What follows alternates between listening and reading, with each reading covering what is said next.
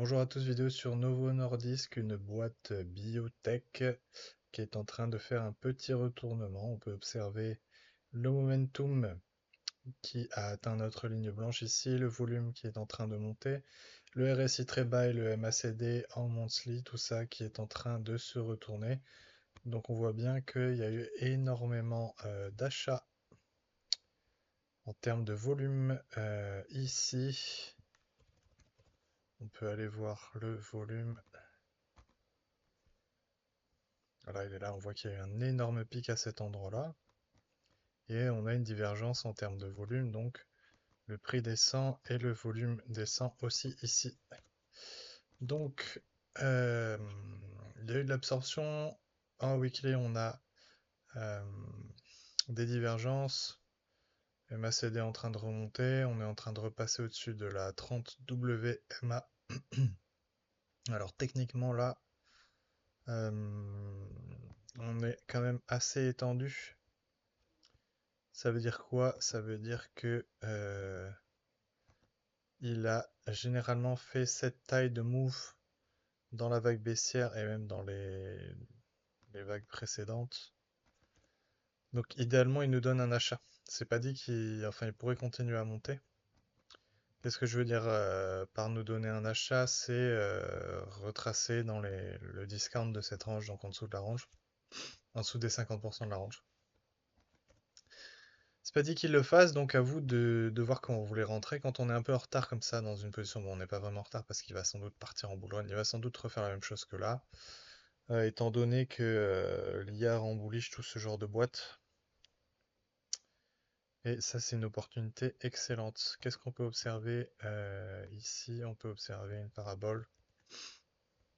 On est revenu sur des niveaux intéressants. Euh,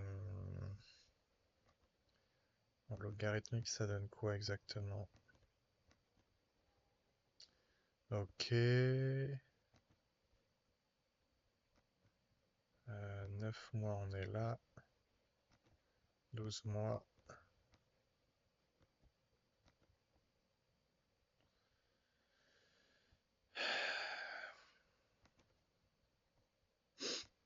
Ok.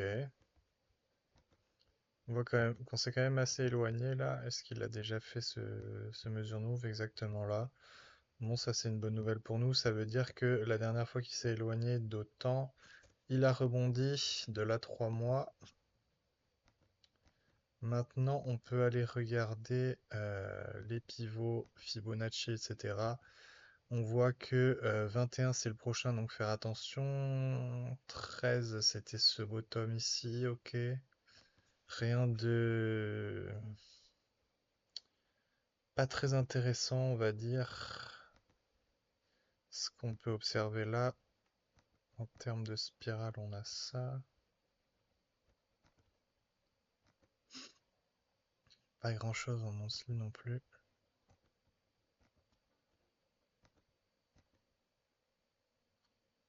Pourquoi est-ce qu'il n'a pas de...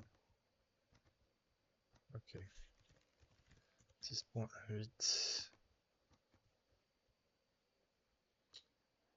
Non, et non.